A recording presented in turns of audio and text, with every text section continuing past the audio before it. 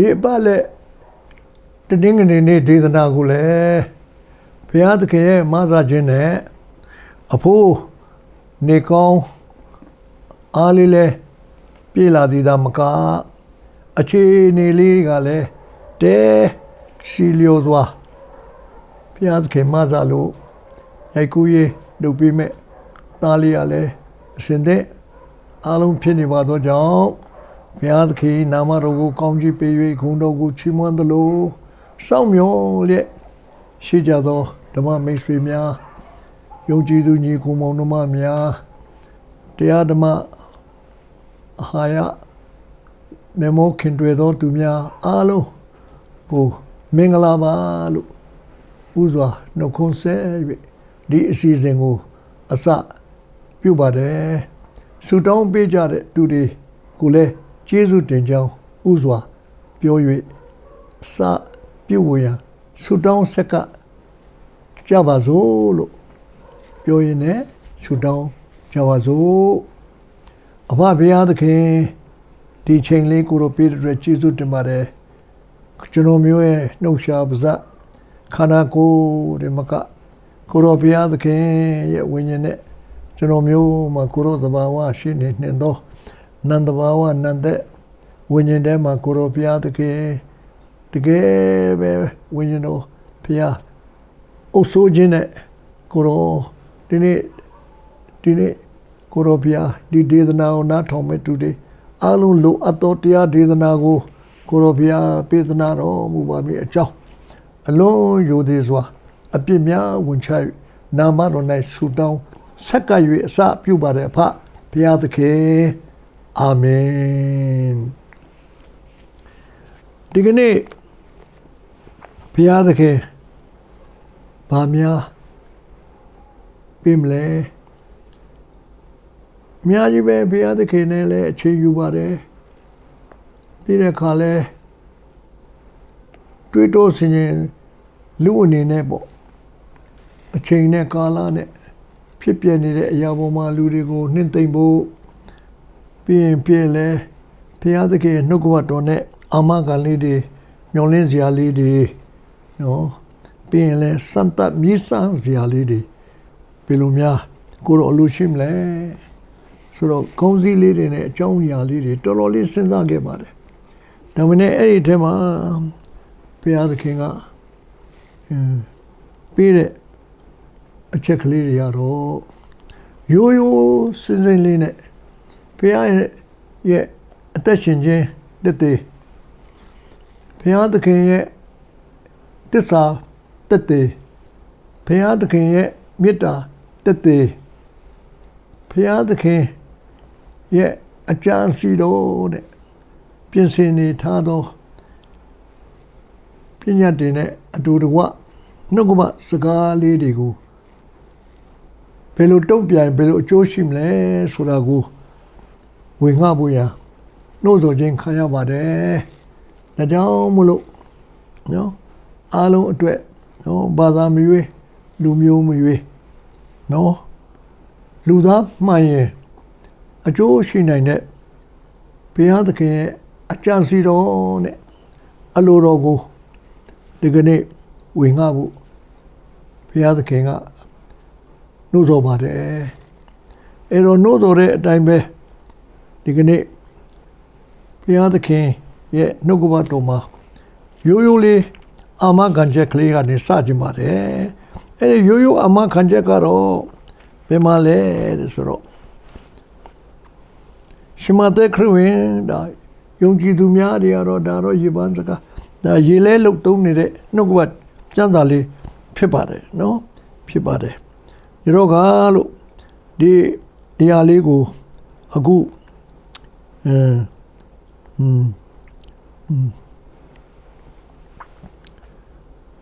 ဝင်ခါပါမယ်ပြောကြပါတယ်နော်ရောရှမသက်ခရစ်ဝင်အခန်းကြီးနော်6ဖြစ်ပါတယ်အခန်းကြီး6နော်ရောနော်အငယ်31ကနေပြီးတော့ဒီနေ့ရဲ့ဒေသနာကိုစပါမယ်ထို့ကြောင့် Abedu Saya Ani Tojao Abedu Saya Ani Digani Saya tao ye kekemu phini de sura athu pyo ja malo ba bu abho ma ro di Saya tao ye chatte deပုဂ္ဂိုလ်တွေရဲ့နော်အကူအညီတောင်းဆိုခြင်းနော်တွေ့နေရတဲ့အရာတွေအများကြီးပဲဒီနေ့ထင်းထင်းရှားရှားစောင့်နေကြတဲ့ဆိုတာအမှန်ဖြစ်ပါတယ်ဒါမှန်ဖြစ်ဘာကြောင့်လဲမြို့ထဲမှာကြည့်မယ်ဆိုရိုးရိုးပေါ့ဒီကနေ့ကိုဗစ်ကြောင့်လုပ်ငန်းတွေပိတ်ကုန်တယ်ကိုဗစ်ကြောင့်နော်စီးပွားရေးတွေကျဆင်းတယ်ကိုဗစ်ကြောင့်ရုံတက်ခွင့်မရဘူးရုံတက်ခွင့်မရတော့ခဏပဲလက်ကရပြီးနောက်ပိုင်းကျဖြည်းဖြည်းလျှော့ရတာရှိတယ်ညတော့ကလို့နော်စာဝတ်နေရေးတဲ့မို့လို့တော့စာဝယ်ဖို့ပတ်စံလက်ကမှမရှိပဲဒီတော့စာဝတ်နေရေးအကျက်တဲတယ်ဆိုတာကတော့ဒါအထွေထူးစဉ်းစားကြဘလို့ပါဘူးလို့ဒါကြောင့်မလို့ဒီကြောင့်ဒီကတော့နော်အမေကြောင့်စားတော့ရမည်နည်းကိုနော်ထို့ကြောင့်အဘေတို့စားတော့ရမည်နည်းနော်အဘေတို့ဝေယအနီဟူ၍မစိုးရိမ်နဲ့တဲ့ဖယားကဒီလိုပြောတယ်တမနဲ့လက်တွေ့ကြတော့ကြကြကြည့်လိုက်တဲ့အခါဘယ်လိုကြောင့်မစိုးရိမ်မဲနေနိုင်မှာတော့ဒါကလောကီဓမ္မတာနော်တဘာဝတရားလူဆိုတာစိုးရိမ်တယ်ဘောများမပြောပါနဲ့ဆံအိုးထဲမှာနော်ဆံအိုးထဲမှာ3ပြည်4ပြည်ရှိရင်စိုးရိမ်နေပြီအထူးအဖြင့်မိသားစုကြီးတဲ့လူစုဆိုရင်လက်ပြန်စပြီးတော့ဆံပြုတ်ကလေးတောက်ရင်တော့2ပတ်လောက်တောက်ရမလားမသိဘူးအဲ့ဒါကြောင့်မလို့အရွက်တွေနဲ့ပြုတ်ပြီးတော့တောက်ရမလားမသိဘူးစဉ်းစားကုန်ကြပြီအဲ့ဒါနော်ဆံအိုးထဲမှာ4ပြည်ရှိသေးတယ်အဲ့ဒါလူတဘာဝနော်လူမှလေအတိတရားရှိတယ်ပြီးတော့လေသူအစွမ်းရည်ရှိတယ်သူလုံနိုင်တယ်နော်အဲ့ဒီအတွက်ကြောင့်ဒီလုံနိုင်တဲ့အတွက်ကြောင့်ကိုပဲဘယ်လိုလုပ်အောင်မလဲဘာလုပ်ရင်ကောင်းမလဲနဲ့ပဲဖြစ်နေရတဲ့ပြဿနာကတော့အဲ့ဒါကဓမ္မတာပဲဒါလောကီဓမ္မတာပါနော်ဒီတော့ကမစိုးရိမ်ကြနဲ့ထိုအရာများကိုသာသနာပလူတို့သည်ရှာဖွေတတ်ကြ၏သာသနာပလူဆိုတာဒီစကားလေးကတော်တော်ဖယမဲ့တရမဲ့ဒီလိုပြောနေတာလေတေးလေဟိုကောင်းတာလို့ကောင်းရာဖြစ်နိုင်တယ်ဆိုတာကိုဂရုမစိုက်တဲ့လူစားတယ်နော်ကောင်းတာလုပ်ထားရဲ့ကောင်းကျိုးရမယ်ဆိုတော့ဒီအမှန်တရားလေးကိုတောင်းဥပိ္ပခာလုပ်ထားတဲ့လူစားတယ်နော်အဲ့ဒီလူတွေကိုပြောတာဆိုတော့ဖျားလဲမဲ့တယ်တရားလဲမဲ့တယ်နော်တရားလဲမဲ့တယ်ဖျားဆိုတာတော့အဝေးကြီးပဲအဲ့လိုလူမျိုးတွေကတော့မဲစိုးရင်တယ်ဒါသဘာဝဘောလို့ပြောချင်ပါတယ်နော်ထိုအရာများကိုသင်တို့သုံးလိုကြောင်းကိုလာပါပြီကောင်းကင်ဘုံ၌ရှိတော်မူသောသင်တို့အဖသည်သိတော်မူ၏ဒီတော့ဒီနေ့စဉ်းစားကြရှိတော့နော်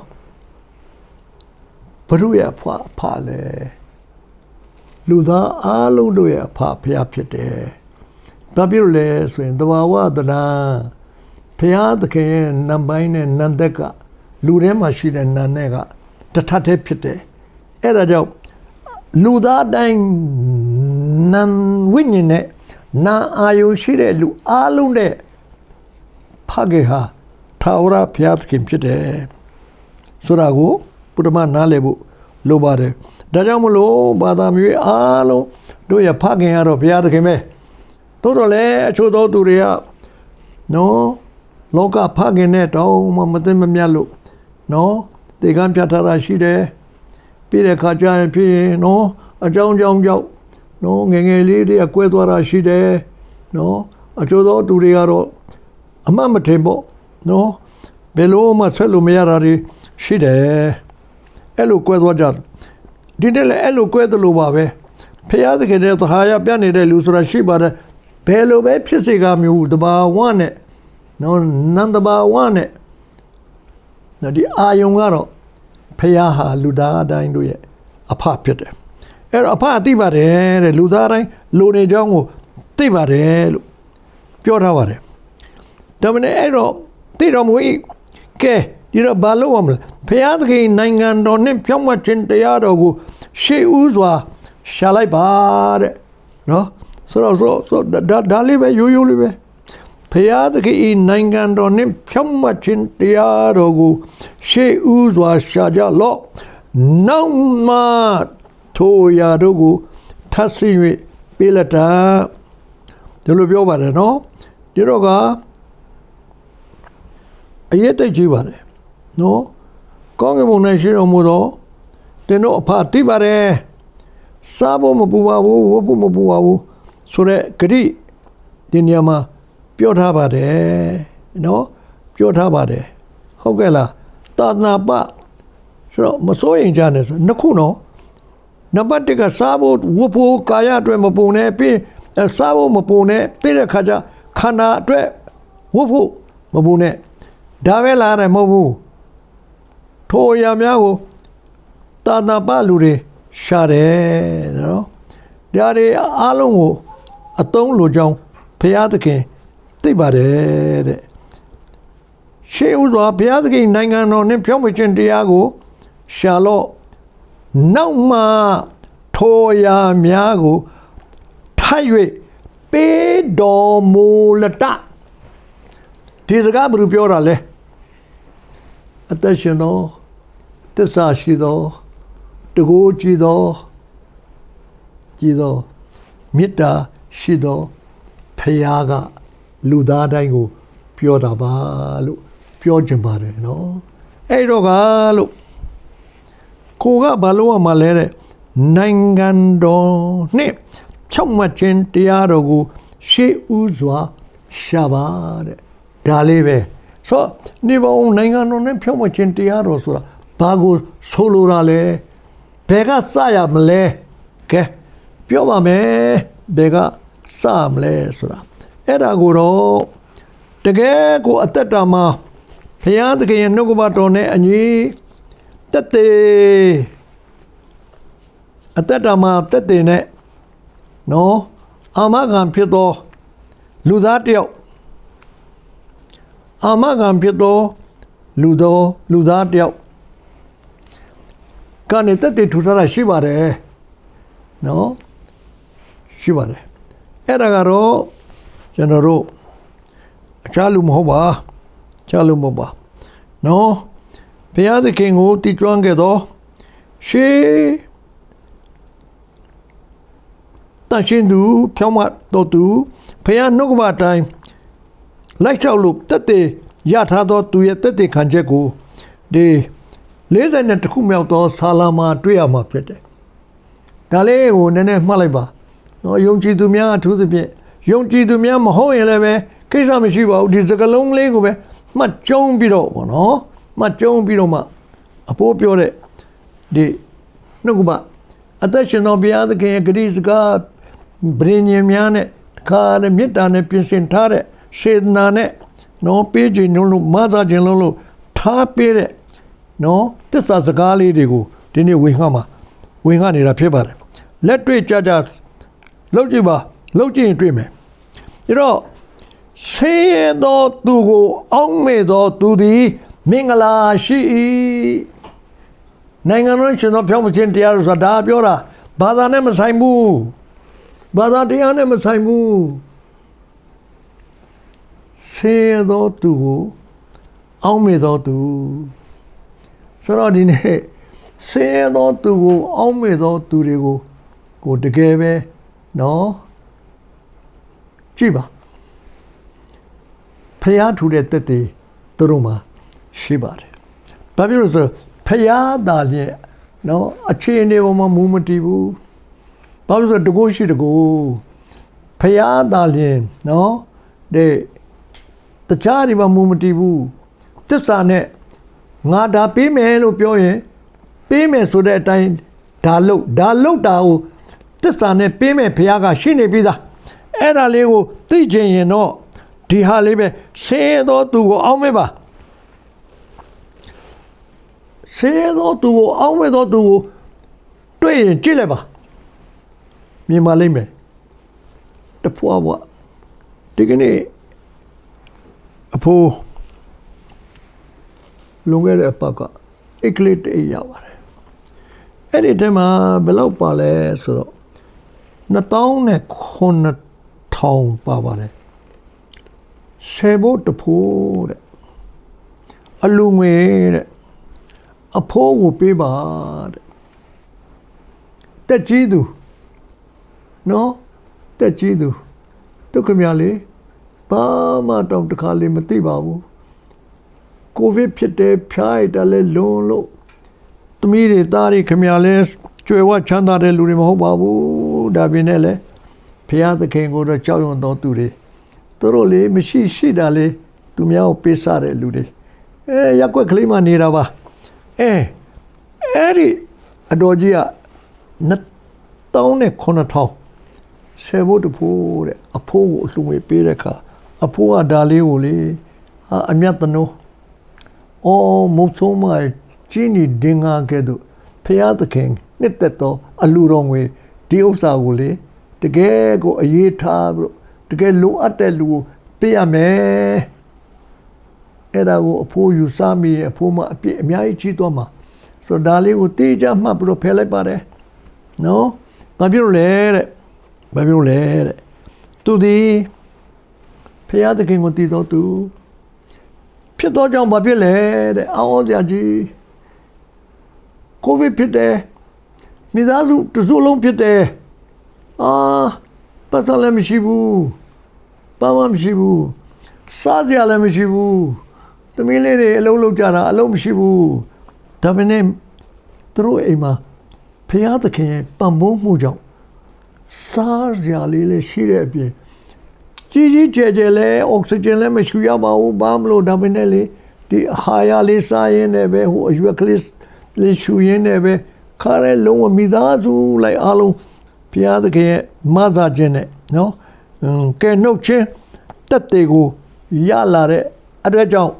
အဲ့ဒီကျေးဇူးတော်ချီးမွမ်းခြင်းအလိုတော်ငွေလေးကိုအဖိုးဆက်ကတ်တယ်ကြည့်လိုက်တော့ဒီမိသားစုကိုဖျားသခင်ကဒီလိုတက်တွေထူတာဘာကြောင့်လဲသူတို့ရဲ့အသက်တာမှာဆင်းရဲသောသူကိုအောက်မေ့သောသူရဲ့မင်္ဂလာနော်ခဲရင်သောကာလ၌ထိုသူတို့ထာဝရဘုရားကဲနှုတ်တော်မူတဲ့အကြောင်းကိုအဖိုးကတွေးလိုက်တဲ့အခါဒီတက်တွေပါလားတဲ့ဒါတော့ဒီနေ့လေကျမ်းစာတက်ပြီးတော့မွေ့လျော်ခြင်းမရှိရင်လည်းပဲရှုံးတယ်လို့အဖိုးပြောပြစီအထူးသဖြင့်ဘုရားသခင်ရဲ့သားသမီးတွေယုံကြည်သူဆိုတဲ့သူတွေ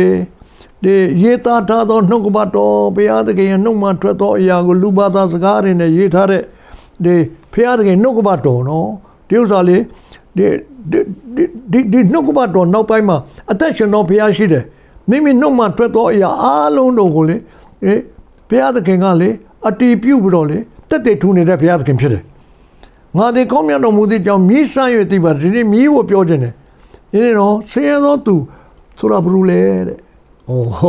ဆင်းရဲသောသူတွေဒီလောက်ဒုနဲ့တေးဗျာကျွန်တော်တို့ပြောလို့ရှိရင်ဒီမှာအမလေးဒုက္ခကိုများသွားမယ်တကုံဘက်မှာအဖိုးရေမောင်းသမားသူတို့လည်းကြက်တဲတဲ့ကြားရနေပေါ့လေရှိတာလေးကိုရက်ွက်ထဲမှာတကယ်ချိုးတဲ့ဆင်းရဲတဲ့အိမ်ကိုသွားပြီးတော့တိတ်ကလေးသွားပြီးတော့သူတို့ဆာလေးတခြားစားကြလေးသွားပြေးလိုက်ပါတယ်ဘယ်သူမှမသိလိုက်ပါဘူးဒါပေမဲ့ရလိုက်တဲ့လူကလေဝန်တာအားရနဲ့ဘေးကလူပြောလိုက်တယ်ဒီလိုလိုပဲဟိုးရင်လာပြီအဲ့ဒါနောက်နေ့လာပြီးတော့သူတို့လာရန်တွေ့တယ်တဲ့ဟိုဘက်အိမ်တော့ပေးပြီးတော့ကျမတို့တော့ဘာလို့မပေးရတာလဲတဲ့ရှိတယ်နော်စဉ်းစားကြည့်နော်လူသဘာဝလေးတွေနော်ဆိုမျက်နှာလိုက်ရလားပေါ့တထေးကပတ်စံအများကြီးနဲ့မျက်နှာလိုက်ပြီးတော့သူ့တော့ပေးသူ့တော့မပေးတော့မဟုတ်ဘူးသူတို့မှရှိတာလေ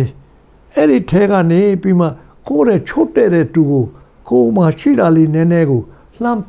သွားပေးတာတိတ်တဆိတ်ပေးတာပဲဟ ဟိုကလည်းဝမ်းသာလုံးအားကြည့်လို့ရတဲ့အကြောင်းလေးပြောမိတာ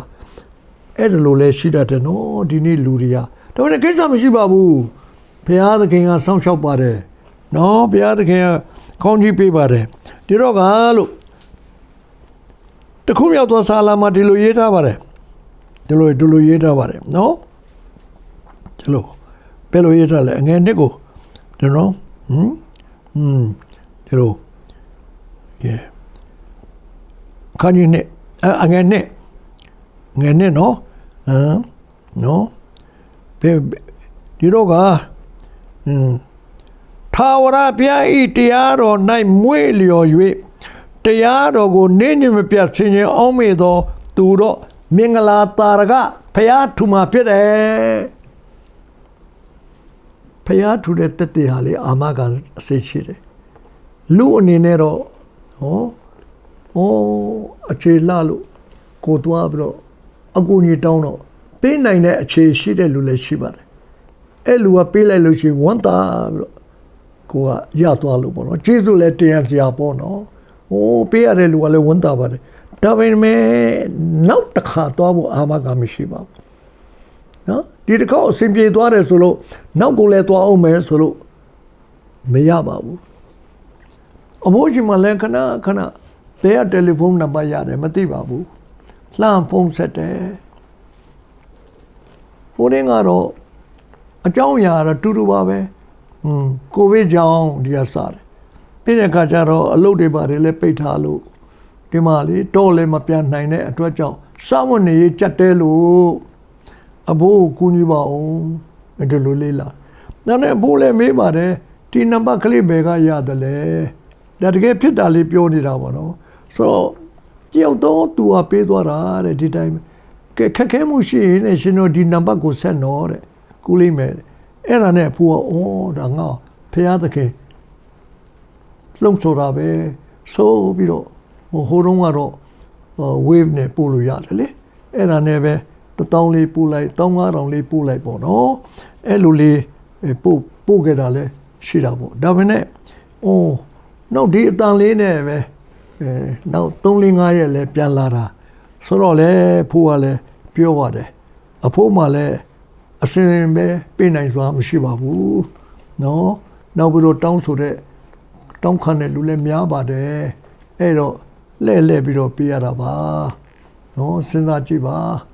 နော်တယောက်ကို9000လေးပဲပေးလူ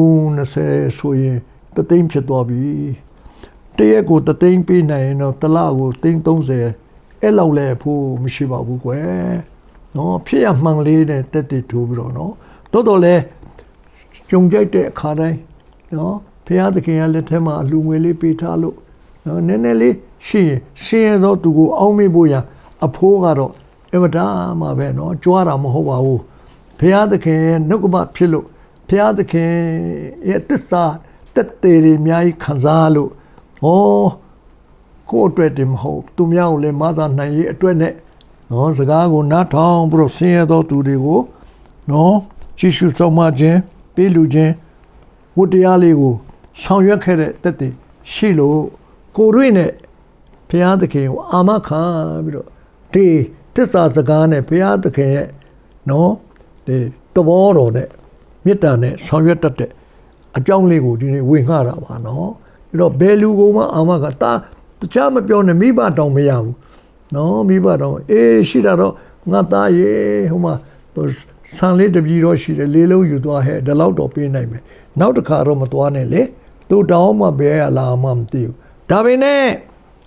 သူတို့လိုပဲရှင်းတော့သူကိုပေးလိုက်တယ်အိမ်ဘေးကလူကိုပေးလိုက်တယ်ကို့မှလေးစားပြီးမှနည်းနည်းလေးကြံတာသူမြောက်ပေးလိုက်တယ်အဲ့ဒီပေးလိုက်တော့သူကိုဘုရားကအာမခံတဲ့ကျမ်းပိုက်ကတော့ခါစားဆင်းရဲသောသူကိုအောက်မဲ့သောသူသည်မင်္ဂလာရှိပါတယ်တဲ့အဲ့ဒီအာမခံကဘယ်လိုတက်တဲ့ရမလဲခဲရင်သောကာလ၌ထိုသူကိုထာဝရဘုရားကယ်နှုတ်မယ်ဆိုတာဖျားပြောတဲ့စကားပါ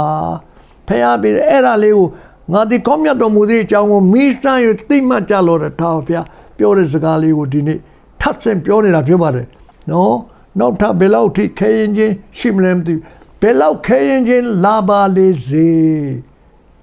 ဖះနှုတ်ဘတော်နဲ့ဖះသခင်ရဲ့တစ္ဆာဖះသခင်ရဲ့မေတ္တာဖះသခင်ရဲ့အကြံစီတော်စေတနာတော်နဲ့စီမံထားသောနှုတ်ဘစကားဗြိဉ္ဟာပေရောမဖះသခင်ဘက်ကနော်ပြက်ကွက်ချက်မဖြစ်ပါဘူးဖះမှာတစ္ဆာရှိပါတယ်ဒီတော့အဖိုးပြောနေတာအဖိုးကလုပ်ပေးမယ်ပြောတာဘူးဖះသခင်လုပ်ပေးနေပါတယ်နော်ဆိုတာဒါကိုလည်းအခုအများကြီးတွေ့နေရပါတယ်။အော်မိတ်ဆွေတယောက်ဧဝံဂေလိဆရာပါဟာသူရှိတဲ့တင်းလည်းမကြောက်ဘူးအဖိုးကိုနိုင်ကလည်းလင်္ကာပတ်လို့အတော်ကြီးနေမကောင်းဖြစ်သွားတာအဲ့ဒီချိန်လေးမှာအဆက်ပြတ်နေတာနောက်တော့မှသတိလေးရတာနဲ့သူ့ကိုလမ်းဆက်တော့ဝမ်းမန်းတတာနဲ့ကိုဗစ်တဲ့အိမ်လုံးဖြစ်တာဆရာရဲ့ကျွန်တော်လည်းဘယ်လိုဖြစ်မှန်းတော့မသိပါဘူးတဲ့ကျွန်တော်သိတော့မသိရပါဘူးတဲ့နော်အသက်လည်းမရှိနိုင်ဘူးတဲ့အောက်ဆီဂျင်ဆိုတာရှာမတွေ့ပါဘူးတဲ့မတတ်နိုင်ပါဘူးဒါမင်းနဲ့ထူးဆန်းနေတဲ့အော်ဟိုအရွက်ကလေးရှူလိုက်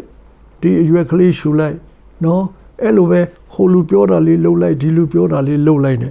နော်အဲ့ဒါတိတ်လည်းမကြပါဘူးတဲ့နှစ်ပတ်သုံးပတ်နဲ့နေကောင်းသွားပါပြီတဲ့ပြီးတော့လေတဲ့ဘယ်ကမှလည်းငွေလည်းမရှိပါဘူးတဲ့ဧဝံဂေလိဆရာနော်တော်ဝင်နဲ့ဘယ်လာမှမသိဘူးတဲ့ဒီနေ့အထိစားနေရတာတဲ့ကျွန်တော်တို့မှလေးတဲ့ရှမ်းနေတယ်တဲ့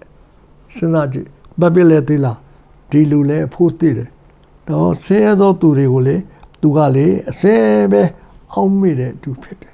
ဆိုတော့ဒါကြောင့်ဒီလိုတက်တဲ့ထိုးပြီးတော့အထောက်ထားနဲ့အဖို့ကဝေငှနေတာပါအဖို့အသက်တာမှလည်းဒီလိုပါပဲဆိုတာလေးကိုပြောပြစေအဖို့ဒီတတိတကြွယ်မိသားစုကချမ်းသာကြွယ်ဝသောသူမဟုတ်ပါဘူးအမွေအနှစ်မိဘရှိကရထားတဲ့သူလည်းမဟုတ်ပါဘူးဘုရားသခင်ရဲ့ဂရုတော်ရဲ့တာရကတွေဘုရားသခင်ရဲ့နှုတ်ကပတော်ရဲ့တက်တဲ့တွေကိုပဲအဖိုးကဒီနေ့အကြောင်းပြုပြီးတော့အဖိုးကဘုရားရဲ့တက်တဲ့ပဲဖြစ်ပါတယ်လို့ပြောကြပါတယ်နော်ဒါကြောင့်ဒီနေ့အဖိုးဝေငှသမျှရှိသမျှတို့သည်ဘုရားသခင်ရဲ့တက်တဲ့ထူပြီးသောအရာကိုအဖိုးကတက်တဲ့ခံနေတာဖြစ်ပါတယ်အဲ့ဒါလည်းပဲဘုရားသခင်အလိုရှိသောအရာတစ်ခုဖြစ်တယ်ဆိုတာ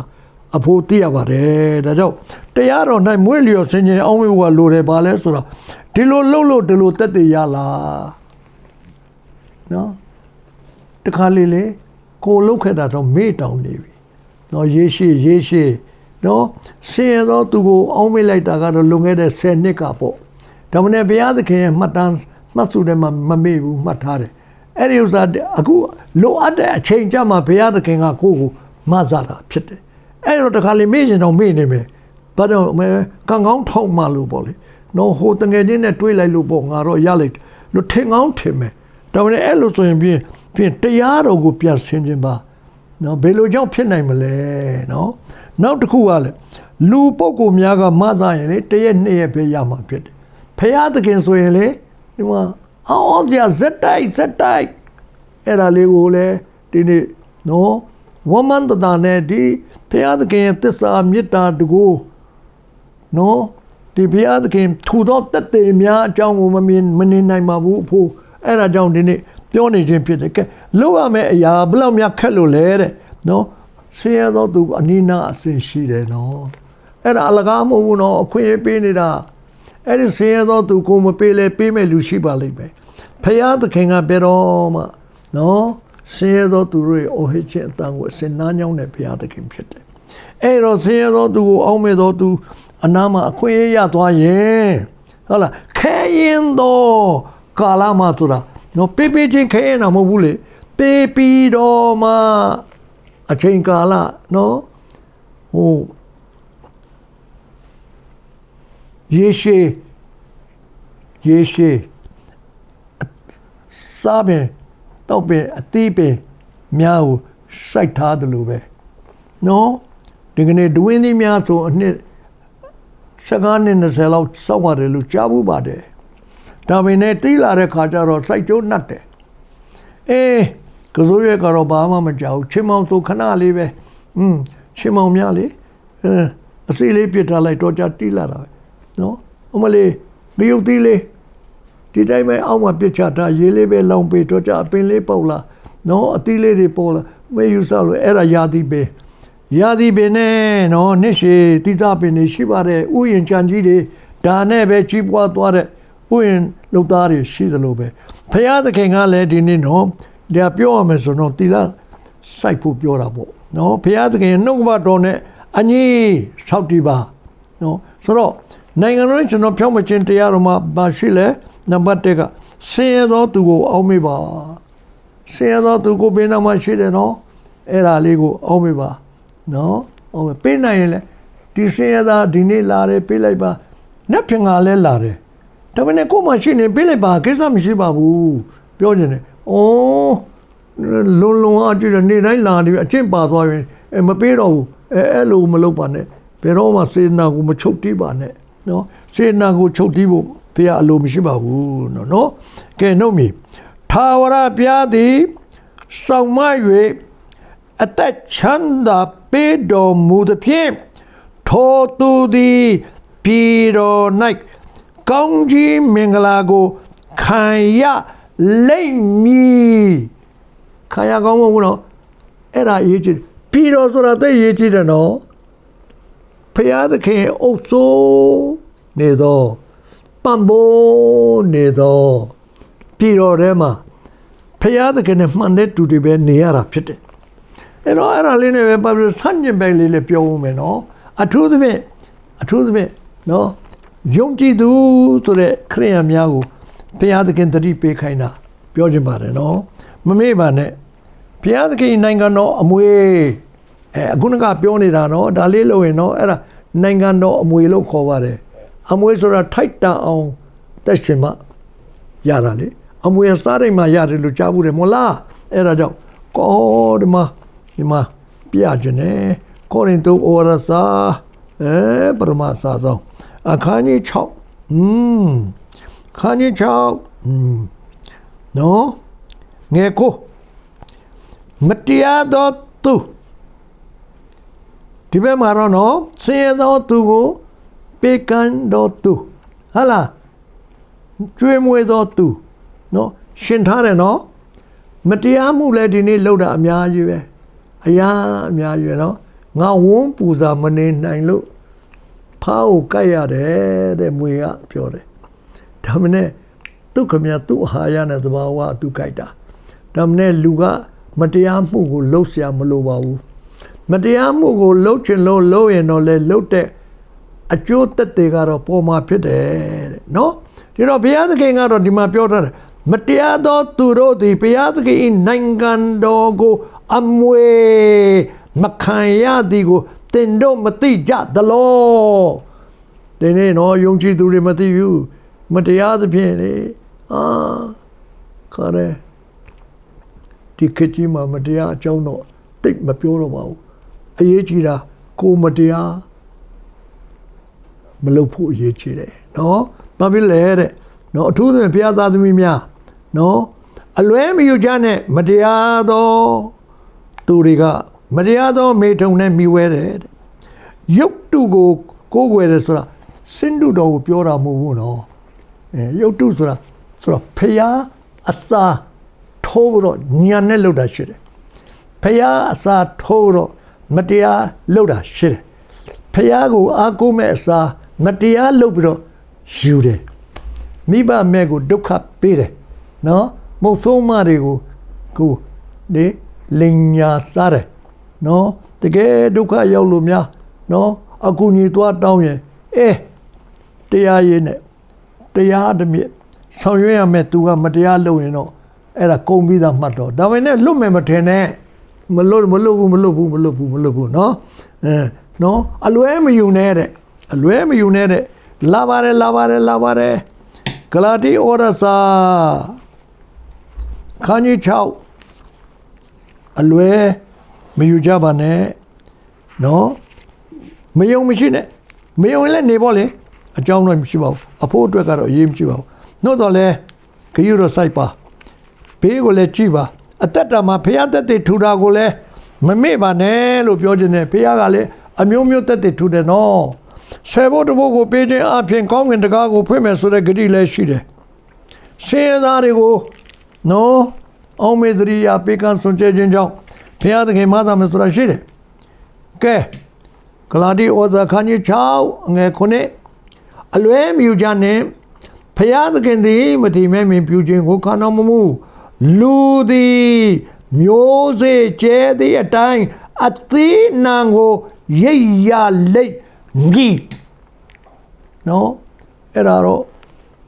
ပါဠိလိုပြောရမယ်ဆိုတော့ကံကံကြီးအကျိုးလို့ခေါ်တာပေါ့နော်လှုပ်ထားတဲ့တက်တွေကမုတ်ချတာရကပေါ်မှာပဲ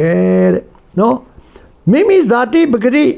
၌မျိုးစေ့ကျဲသောသူသည်ဇာတိပဂရိအဖြစ်နော်ပုတ်ပြက်ခြင်းအသေးနံကိုရိပ်ရလိမ့်မည်ပုတ်ပြက်ခြင်းဆိုစဉ်းစားကြည့်နော်စားလို့မရရုံမကဘေးရပါအနံ့ထွက်လို့သိရတဲ့ဒီလူအသက်တာမှာတဲပုတ်ပါလား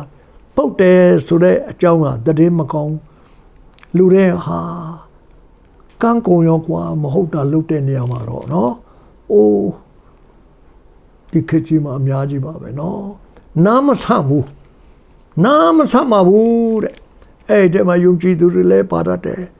ယုံကြည်တွေပါတတ်တယ်ပါရင်လည်းပါတယ်လို့ပါပဲဖျားသခင်စီရင်ပါလိမ့်မယ်ကိုကတော့သွားမစီရင်ပါနဲ့အရေးကြီးတာကိုပဲနိုင်ငံတော်ရှင်တော်ပြောင်းပြခြင်းတရားတော်မှာနံပါတ်1ကရိုးရိုးလေးပါဆင်းရဲသောသူကိုအောက်မေ့ခြင်းအရေးကြီးတယ်ထာဝရဘုရားသည်ဆောင်မမယ်ချမ်းသာပေးမယ်လို့ပြောပါတယ်တဲ့ထိုသူသည်ပြည်တော်၌ကောင်းကြီးမင်္ဂလာကိုခံရမယ်ဆိုဘုရားသခင်နိုင်ငံတော်နဲ့ရှင်တော်အမွေကိုခံစားရမယ်နော်အဲ့ဒါတွေကိုမြည်စမ်းကြည့်ပါယုံကြည်ပါနော်ဒီနေ့ကိုမဟုတ်တာလှုပ်ထားလို့တက်တယ်လေးတွေပြောနေနောင်တရပါနောင်တရခြင်းဟာဘုရားသခင်နှစ်သက်တဲ့အရာဖြစ်တယ်နော်နောင်တရရင်လေဘုရားသခင်ကခွင့်လွှတ်တယ်နောင်တမရပဲဆူတောင်းတဲ့လူတွေလည်းအများကြီးပဲအစာတောင်းရှောင်သေးတယ်ဒီမှာနောင်တတော့မရဘူးအစာရှောင်ပြီးနင်းအော်မနေနဲ့နော်ဘာမှရလာမှာမဟုတ်ဘူးလို့ပြောချင်တယ်ဒီဥစ္စာကိုလည်းဟေရှာယအဖြစ်ပြောထားပါတယ်နော်59နဲ့တူပါတယ်ဟေရှာမှာနော်ဘုရားသခင်ကနားလည်းမထိုင်ပါဘူးတဲ့လက်လည်းမတိုးပါဘူးတဲ့မင်းတို့ဒုစရိုက်ကဘုရားသခင်ကိုဝေးစေတာတဲ့နော်နားကိုလည်းပိတ်စေတယ်တဲ့ဒီကနေ့ယုံကြည်သူများဖြစ်ပြီးတော့ဒီလိုဖြစ်စရာအကြောင်းမရှိပါဘူးရိုးရိုးလေးပါနော်ရိုးရိုးလေးပါနောက်တစ်ချက်ကတော့ဘုရားသခင်ကိုပေးစရာကိုပေးပါဘုရားသခင်ကိုပေးစရာဆိုတာဘာဖြစ်လို့လဲဆိုတာကျေးဇူးတရားနဲ့ဆိုင်သောဝတ္တပါလို့ခေါ်ပါတယ်ဘာဖြစ်လို့ဆိုတော့ဘုရားသခင်ကကိုယ့်ကိုနော်စိုက်ပျိုးရေးမှာလဲကြီးပွားစေတယ်ဘုရားပေးမှကြီးပွားတာမွေးမြူရေးမှာလဲကြီးပွားစေတယ်နော်အဲ့ဒါကိုခါရဲရောင်းရဲပြုတ်ပြက်ပြီးတဲ့ခါကျရင်တော့လက်စွပ်တွေဝယ်ပါတွေဝယ်ပေါ့နော်တော့ဘုရားသခင်တလုံးလေးပေးလို့ဘာထူးမှလဲတနေ့ကြောင်အများကြီးပေးမယ်ဆိုတာလည်းရှိပါသေးတယ်မဟုတ်ပါဘူးဘုရားသခင်အဲ့ဒါမလို့ကြပါဘူးသစ္စာလေးနဲ့ပါဆယ်ဖို့တဖို့ကိုပေးပါနော်အိမ်တော်ကိုယူလာပါဟာဒီနေ့လေအဖိုးလေးတိုင်းတစ်ပါးမှရှိတယ်ဗမာအသင်းတော်ကြီးတစ်ပါးဟာဒီကိုဗစ်နဲ့သူတို့လည်းတိုင်းတစ်ပါးမှလေသူတို့ကအလုတ်သွားလို့လက်လုံလက်စားသမားတွေပါပဲသူတို့ခင်ဗျာလေနော်ကာယလုတ်သမားလို့ရကြတယ်ဒါမနဲ့အဲ့ဒီအသင်းတော်လေးသိအောင်အောင်ကြကောင်းတာဖခင်သခင်ရဲ့နှုတ်ကပတ်တော်နဲ့ယက်တည်တဲ့လူတွေဖြစ်ပါသောကြောင့်အောင်ဘွေဟာအသင်းတော်ကြီးကိုလည်းငှားထားတာသူတို့တွေလာနဲ့ချီပလာကနေပေးရတယ်မနေဘူးဘုမပတ်စံတိမ်မောင်450လာစဉ်ပေးနေရတာအဲ့ဒါကိုလေအခုလိုအချိန်မှာအလုံးမရှိအကိုင်မရှိမှလေသူတို့ပေးထားတဲ့ဂရိအတိုင်းပေးလို့ဖခင်ကြောင့်ကမပေးရဘူးတဲ့ဒီနေ့အထိလဲနေတယ်တဲ့သူတို့ကိုကြည့်နေရင်လဲစားနေကြတယ်တောက်နေကြတယ်တဲ့နော်အဲ့ဒီလူတွေပြောင်းပြောင်းလေးပဲတဲ့နေမကောင်းတဲ့ခါလဲဆေးုံတက်တယ်တဲ့သူတို့ဝိုက်ပေးတဲ့လူတွေရှိတယ်သူတို့မပတ်သက်မရှိလဲပေးမဲ့လူကအစင်ရှိတယ်တဲ့ဆိုတော့တဲ့ဥစ္စာကတက်တဲ့ထူပါတယ်အဖိုးကိုနော်ဆိုတော့ဒါတွေအားလုံးကဒါဒန္တာရည်တွေမဟုတ်ဘူးဒီနေ့ဖြစ်နေတဲ့အရာတွေဒါဘုရားသခင်တက်တဲ့ထူနေတာနော်အဲ့ဒါကိုပြောကြမှာတယ်လို့နော်ဒီ ဒီတော့ကလို့အခု34ခုမြောက်သောစာလံတစ်ခေါက်လှန်လိုက်အောင်မယ်အဘိုး34ခုဒါစိန်ခေါ်နေတာအဘိုးဖိုးကတော့ဒီနေ့တော့စိန်ခေါ်ဖို့ဘုရားသခင်ပြောပါတယ်စိန်ခေါ်ပါတယ်ဟုတ်ပါပြီအငယ်ရှိ34ခုမြောက်သောစာလံအငယ်ရှိထာဝရဘုရားသည်ကောင်းမြတ်တော်မူသည့်အကြောင်းကိုမြည်စမ်း၍သိမှတ်ကြလော့ကိုယ်တော်ကိုခိုလုံသောသူသည်မင်္ဂလာရှိတယ်အဲ့တော့ကလို့တရားတော်၌မွေးလျော်၍ဆင်ခြင်အောင်မေးသဖြင့်နော်မင်္ဂလာဖြစ်ဖို့ရန်ဆာလံဆရာဆက်ဆိုရေးထားတဲ့လက်တွေ့အရာထဲမှာတော့ဒီလိုပြောပါတယ်တရားတော်ကိုနင်းနေမပြဆင်ခြင်အောင်မေး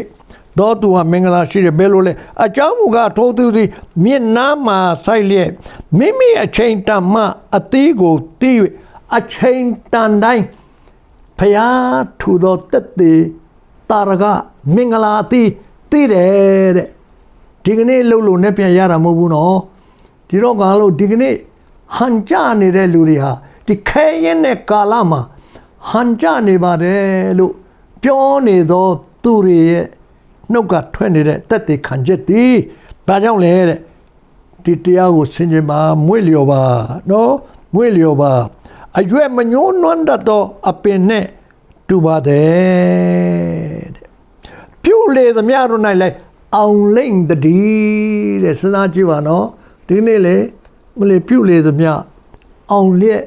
ရှိပါတယ်ဆိုတာကိုဒီနေ့မမေ့မလျော့ကြပါနဲ့လို့အဖိုးပြောချင်တယ်ကွယ်တဲ့နော်ဒီတော့ကလို့နိုင်ငံတော်နဲ့ရှင်တော်ဖြောင့်မချက်တရားတော်ရဲ့အာမခံကနော်စားဖို့မပူရမပူခြင်းဘူးမလားဝတ်ဖို့မပူရပြီးတဲ့အခါလိုသမျှကိုဗစ်ဖြစ်လာတဲ့အခါလဲဟိုတနေ့ကအဖိုးသားကိုတင်းတော့တယောက်ကအဖိုးတို့တင်းတော့တပါးကဖုန်းဆက်ပြီးဟာဆရာဇော်မင်းရဲ့တဲ့ကျွန်တော်တက်တိတ်မခံမဲမနေနိုင်ဘူးဗျာတဲ့သူ့ဇနီးတွေကကြောက်ကလည်းမကောင်းပြီးတော့လေစီးပိုက်ကြီးလည်းထည့်ထားရတယ်သူတို့အသက်လည်းကြီးပါပြီ90ကျော်ဒီခင်မွန်းတဲ့ကိုနိုင်ကလည်းနှလုံးယောဂတွေဖြစ်ပါတယ်နော်တော့မနေ့ဖျားခင်တို့တက်တိတ်ထူတယ်ဘယ်လိုတက်တိတ်ထူလဲဆိုဟာဆေးကန်းသွားရတာလည်းမလွယ်ဘူးလေတော့ပတ်စံကုန်တဲ့အပြင်သွားရေးလာရေးခက်ခဲတယ်အခုလေဆရာဝန်လည်းမရှိဆေးကန်းတွေလည်းမရှိဆေးရုံတွေလည်းတွားလို့မရအဲ့ဒါလိုချိန်မှလေတော့ကြာစီးတယ်မှာသွေးပါတာကတမျိုးစူးပဲတောင်းပေးနေရတဲ့အထဲမှာ तू ကကျေးဇူးတင်စကားပြောတယ်ပါတယ်ကျွန်တော်တို့တဲ့အမှတ်တမဲ့ကြည့်လိုက်တာတဲ့ Facebook ပေါ်ပေါ်လာတယ်ဖခင်သခင်နာမတော်ကိုထောက်ပြီးတော့တဲ့အလိုတော်နဲ့အညီတဲ့ကျွန်တော်တို့တဲ့ဖခင်မှုတော်ကိုဆောင်ကျင်လို့ကျွန်တော်တို့ဇနီးမောင်နှံနှစ်ယောက်စလုံးကဆရာဝန်များဖြစ်ပါတယ်အဲ့ဒါ Facebook ပေါ်မှာတွေ့တယ်လူလည်းတွေ့ပါလိမ့်မယ်နော်အဖိုးတော်မတွေ့ရပါဘူးနော်အဲ့ဒါတဲ့အခမဲ့နော်ဒုက္ခအတိရောက်နေတဲ့လူဆက်လိုက်ပါတဲ့လာခဲ့ပါမယ်တဲ့ကုပေးပါမယ်တတ်နိုင်တဲ့လောက်မစားမယ်ပြောတဲ့အတိုင်းပဲမယုံတယုံနဲ့ခေါ်လိုက်တာရောက်လာတယ်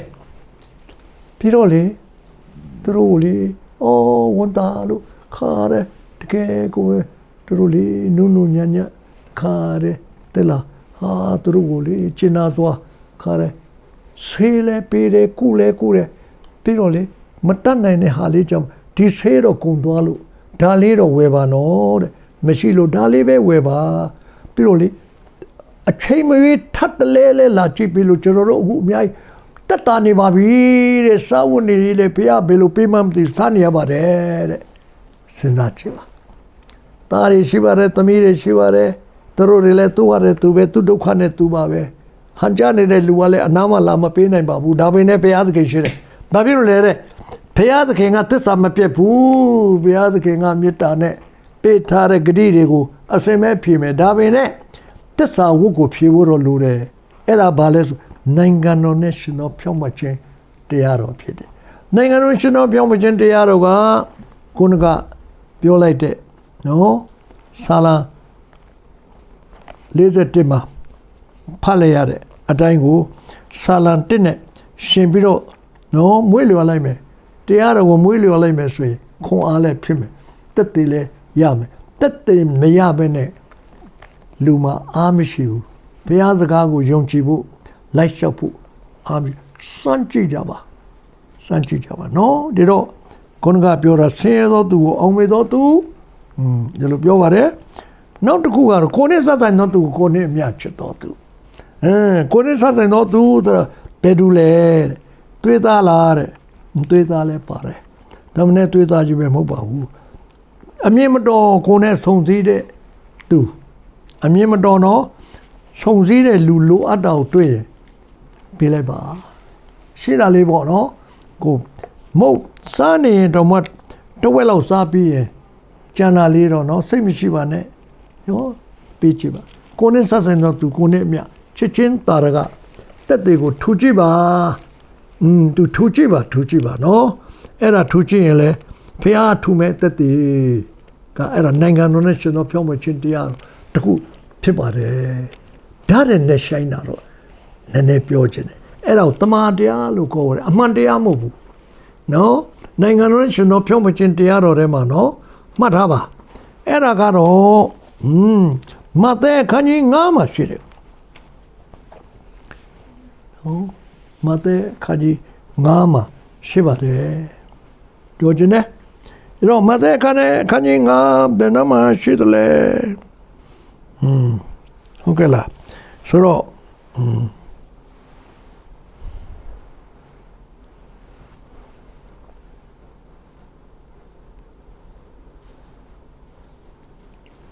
အငယ်38ကနေဖတ်ပါမယ်38ကနေဖတ်ပါအမှန်တရားကသူ့မျက်စိကိုဖျက်လျင်ကိုယ်မျက်စိကိုဖျက်ခြင်းကိုခံစေဒီကနေ့အဲ့ဒီအမှန်တရားနဲ့အချို့ဘာသာတွေတော်တော်ကြီးကိုပဲနော်လက်လျှောက်ပြီးတော့အားပေးပြီးတော့ဆောင်ရွက်နေကြပါတယ်နော်အမှန်တရားလွန်ကျူးကျူးပေါ့ဒါမှနဲ့ခန္တီမပါဘူးခန္တီတော်ပါရမီကိုဆောက်တည်လို့မရဘူးเนาะပြီးတော့မှကသူ့သွားကို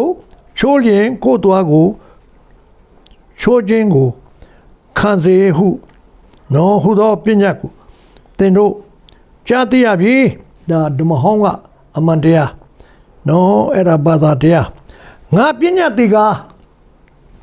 နည်းနည်းကြည့်ပါเนาะဆန်းနေเนาะဒါအဲ့ဒါနိုင်ငံတော်ရှင်တော်ပြောမချင်းတရားတော်တစ်ခုဖြစ်တယ်နှောက်ရက်တော်သူကိုမစီတာနဲ့ဆန်းနေနော်အဲ့ဒါအမှန်မဟုတ်ဘူးနော်အမှန်မဟုတ်ဘူးနော်အဲ့ဒါတမနော်တင်ဤပါတစ်ဖက်ကိုသူတော်ဘာပုတ်လျင်ပါတစ်ဖက်ကိုလှဲ့၍ပေးဦးလို့တင်အင်ကြီးကိုယူလို၍တရားတွေ့သောသူအားတဲ့ဝလုံကိုလည်းယူစေခြင်းကအခွင့်ပေးဦးလို့အကျဉ်သူသည်တင့်ကိုအနိုင်ပြု၍ခရီးတိုင်သွားစေ၏ထိုသူနှင့်အတူထိုသူနှင့်တကွနှစ်တိုင်သွားဦးလို့တောင်းတော်သူအားပေးလို့ခြေငါလိုတော်သူကိုလည်းမငင်းမပယ်နဲ့တဲ့ဒီကနေ့နော်ခြေတိုင်းတော့ပြန်မဆက်တဲ့လူတွေရှိတတ်ပါတယ်ဒါနဲ့ပဲသူ့ကိုမပေးဘဲမနေပါနဲ့တဲ့သူခြေသလောက်မပေးနိုင်တော့လဲလိုသလောက်ကလေးတော့မချီးဘဲနဲ့ပေးလိုက်ပါအဲ့ဒါနိုင်ငံတော်နဲ့ရှင်တော်ဖြောင်းပခြင်းတရားတော်နိုင်ငံတော်နဲ့ဖြောင်းပခြင်းတရားတော်မှာဘာအရေးကြီးလဲအမှန်တရားကိုဦးစားမပေးပဲတမန်တရားဖျားအလိုတော်ဘာရှိလဲဆိုတာကိုဦးစားပေးလိုက်လျှောက်ကြည့်ပါဖျားသစ္စာရှိတယ်အသက်ရှင်နေတယ်ဆိုရင်ဖျားကဝတ္တရားရှိလာပါတယ်တာဝန်မဟုတ်ပါဘူးမိမိရဲ့နှုတ်ကတိနော်ပရိညင်ကိုတက်တည်ထူဖို့ဖျားရှိအဲ့ဒီတက်တည်ထူသောဖျားသည်သက်ရှင်သောဖျားသစ္စာရှိသောဖျားတကိုးရှိသောဖျားမေတ္တာနဲ့ပြည့်စုံတော်မူသောဖျား ဖြစ်ကြောင်းကိုတွေးလဲရရင်ဒီကဘာတွေကတွေးပြီးတော့မိတ်ဖြစ်ပြီးတော့တက်သေးရလို့ထိုဖျားနဲ့နော်လုံးဝအကျွမ်းတဝင်ရင်းနှီးစွာလောကကစလျှောက်ရရင်တော့လောကုတ္တရာအတွက်စိတ်ပူကြရှိအောင်မလားတဲ့မရှိတော့ပါဘူးအဲ့ဒီဟာကိုဒီနေ့ဘာနဲ့ထိန်းတာလဲနိုင်ငံတော်နဲ့ရှင်တော်ဖြောင့်မခြင်းတရားရိုးလေးပဲအဲ့တော့ခုနပြောတာလွယ်လေးတွေဆင်းရဲသောသူကိုအောက်မေ့ခြင်းကိုယ်နဲ့ဆက်ဆိုင်သောသူကိုယ်နဲ့အမျှချစ်ခြင်းဟလားနော်မတရားသောသူကိုနော်ခွင့်ပြုခြင်းသိခံခြင်းအဲ့လိုမျိုးခန္တီပါရမီပြည့်တယ်ခန္တီပါရမီပြည့်တော့လူညံ့နဲ့တော့တူတယ်ဒါမှနဲ့ဘုရားသခင်ရှိမှလူညံ့မဖြစ်ဘူးဘုရားစကားကိုနားထောင်သောသူဘုရားကိုယုံကြည်သောသူဘုရားကိုလေးစားသောသူဘုရားသခင်သည်ဘယ်ကဲ့သို့ပြုမယ်ဆိုတာကိုမြည်ဆန်းနေသောသူထိုကဲ့သို့သောဤအဖြစ်ဒီနေ့ဒီခဲရင်သောကာလမှာဘုရားတက်တဲ့ထူလို့ဘုရားနဲ့နှီးသွားပြီးတော့ဒီနိုင်ငံတော်ရှင်တော်ဖြောင့်မခြင်းတရားတော်ရဲ့မင်္ဂလာတွေကိုခံစားနေရတဲ့လူတွေကဒီနေ့အတော်များတယ်အဲ့ဒီလူတွေနဲ့တွေ့ရင်ဘယ်တော့ဆိုတွေ့တာနဲ့ဘယ်စကားကြားရမလဲအဖိုးအင်မတန်ပီတိဖြစ်တဲ့ဒီစကားနဲ့ဒီတက်တယ်လေဟာအဖိုးကျေးဇူးတော်ပဲဖျားသခင်အော်ဘွယ်ကျွန်တော်တို့ကိုချူးမွေးနေတယ်ဘာမှလည်းမရှိဘူးသားမှလည်းအလုံးမရှိဘူးမိန်းမလည်းအလုံးပြုတ်တယ်ဒါပေမဲ့ဘယ်လိုဖြစ်မှမသိဘူးစားနေရတယ်အော်ကြာကြီးမလားဒီနေ့လေနေတိုင်းလူတွေကားဖို့စီတနိုင်တစ်ပိုင်းလေးပဲအဲ့ဒါလေးနဲ့ဟိုးတလုံး Facebook မှာတွေ့တယ်လေနော်လမ်းမှာရှောင်းနေတာအတော်ကြီးကြရတာတကားလေအားပြောရိုက်ထိုးဖြစ်နေတယ်သူထိုင်မအောင်အမေကြီးဘယ်သွားမလို့မော်လမြိုင်ကဘာညာပေါ့အဲစားပြီလားမစားသေးပါဘူးကြာပါပြီခဏလေးထိုင်ပါအောင်ဆိုဘလို့ခုံလေးချထမင်းလေးကျွေးပါလေးကျွေးပြန်ဘယ်လောက်ကုန်မလဲကျွေးလဲကျွေးတယ်တနိုင်တစ်ပိုင်းလေးပဲစဉ်းစားကြည့်ပေါ့နော်ဒီလိုလုပ်တဲ့လူကိုဘုရားသခင်ကလေဘာသာမရွေးတော့ဒီလိုလုပ်တာဘုရားသခင်ရဲ့နှုတ်ကပတော်နဲ့ညီနေသောကြောင့်ဘုရားသခင်တက်တည်ထူမယ်အဲ့ဒါနဲ့ငါနှုတ်ကပဒါပဲနဲ့လေးနှစ်တာတစ်ချက်ပြောချင်တာအဲ့ဒီလိုစိတ်နဲ့အဲ့ဒီလိုဆန္ဒနဲ့အဲ့ဒီဟာကောင်းတယ်လို့တကယ်အသိပေးတာကပါလေဘာသာမဟုတ်ဘူးဘာသာတရားမဟုတ်ဘုရားသခင်ရဲ့တဘာဝတဒံအောတပထဲမှာနန္တဘာဝနံဝိညာဉ်ကသွေးဆောင်ပြီးတော့သူ့ကိုအတည်ပြုပေးတာဒီနေ့နှုတ်ကပတော်ကိုဘယ်တော့မှသွေးဆောင်နေတာတန်ရှင်သောဝိညာဉ်တော်ဖြစ်တယ်တန်ရှင်သောဝိညာဉ်တော်သွေးဆောင်ခြင်းအတိုင်းကိုတုံ့ပြန်သောသူမြည်သူမဆိုဘုရားသခင်တက်တည်ထူဖို့အစနဲ့ရှိတယ်ဆိုတော့ဒီမင်္ဂလာစကားနဲ့ဒီနေ့နိုင်ငံတော်နဲ့ကျွန်တော်ဖြောင့်မခြင်းတရားတော်နော်သူကဏ္ဍအလိုက်လွယ်လေးကာကြီးခါခွေမတက်ဖဲနဲ့ပါဠိမရောက်နိုင်ဘူးနော်စာရေးဆရာကောင်းတယောက်မဖြစ်နိုင်ဘူးကာကြီးခါခွေကစရတယ်လို့ပဲဒီကနေ့လဲနော်ငါတဘိုးဒီထမ်းလွယ်ဤငါဝန်ဒီလဲပေါ့ဤဆိုတဲ့ဂရိတော်တိုင်းခရစ်တော်ရဲ့စကားတော်ကိုမိစံတဲ့အနေနဲ့ပဲတုံ့ပြန်ကြည့်စံတတ်တဲ့အနေနဲ့ပဲတုံ့ပြန်ကြည့်ဘယ်လိုပဲတုံ့ပြန်တက်သေးထူတဲ့အရှင်ကတော့အေမာနွေလအကျွန်ုပ်တို့နဲ့အတူရှိတော်မူသောယေရှုခရစ်ဖြစ်တယ်အဲ့ဒီထဲမှာကိုယ်အတိတ်ကမှားယွင်းလာတဲ့အရာတွေမမှတ်မိနိုင်လောက်အောင်နော်ဆိုးညစ်ခဲ့တဲ့တေပေခဲ့တဲ့အရာတွေနောင်တတဝေကနဲ့ဝန်ချတောင်းမှခရစ်တော်ကိုဝန်ချကြည့်ပါငြိမ်သက်ခြင်းနဲ့ခွင့်လွှတ်ခြင်းတက်တွေကိုဒီအတွင်းအာယုန်ထဲမှာနန္တဘာဝနာအာယုန်ထဲမှာတက်တည်ထူပြီးတကားလားဖရာသခင်နှုတ်ကပတ်နဲ့အညီကောင်းကြီးနဲ့တောင်းသမျှသောဆုကိုပေးကမ်းခြင်းအဖြေပေးခြင်းနဲ့တက်တည်ထူမယ်ဆိုတဲ့မင်္ဂလာတရင်စကားနိုင်ငံတော်နဲ့ရှင်တော်ဖြောင့်မခြင်းတရားတို့ရဲ့မင်္ဂလာအဖျားဖျားတို့ကိုအလွယ်လေးကကြီးကနေစပြီးတော့တဖြည်းဖြည်းတက်သွားလို့ရှိရင်တနေ့သောအခါနော်ကိုယ်ကိုမတရားသောသူကိုကောင်းချီးပေးနိုင်တဲ့အထိဘုရားသခင်ချီးမြှောက်သွားမယ်ဆိုတဲ့နော်အဆက်ရောက်အောင်အားလုံးကိုဘုရားသခင်ခေါ်ဖိတ်လျက် နော်အသိပေးလျက်ရှိပါတယ်အဲ့ဒီအတိုင်းတုံ့ပြန်ကျင့်ကြံလိုက်လျှောက်တက်တဲ့နဲ့တကွရှင်သန်သောသူတွေကတော့ဒီခေတ်ကြီးမှလည်းကြော်သွားပြီးတော့ဘုရားသခင်ရဲ့အလင်းနဲ့ဘုံတက်တဲ့ထူခြင်းမင်္ဂလာအဖြစ်ဆိုးသောအချိန်ကာလကိုကြော်လွှားသည်သာမကခဲသောကာလကိုတွေ့နေတဲ့အခါမှာပင်လျင်အချိန်တမအသီးကိုတီး၍အရွယ်မညှိုးနွမ်းသောအပင်နဲ့တူတဲ့တာရကကိုတရားတော်ကိုမွေ့လျော်ဝတ်မြောက်သောခွင့်ကိုဘုရားသခင်ပေးပါလိမ့်မယ်ဆိုတဲ့သတင်းစကားကိုအဖို့အသက်တာမှာအတော်လေးများတက်တည်ဖျားပေးပြီးတော့နှစ်သိမ့်ခြင်းဝမ်းမြောက်ခြင်းပံ့ပိုးခြင်းထူးဆန်းသောမင်္ဂလာအဖျားကိုခံစားရပါသောကြောင့်ဒီဒေသနာဟာ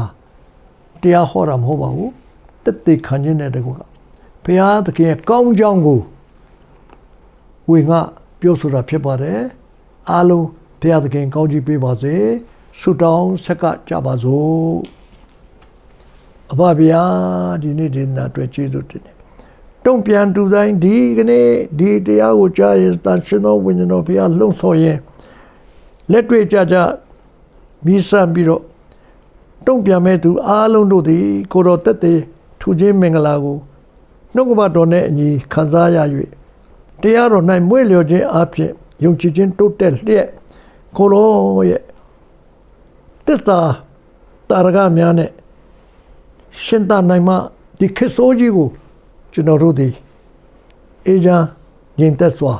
ခွန်အားပြည့်စွာကျွန်တော်တို့ခံရရုံမကအောင်မြင်စွာကြော်လွှားသွား၍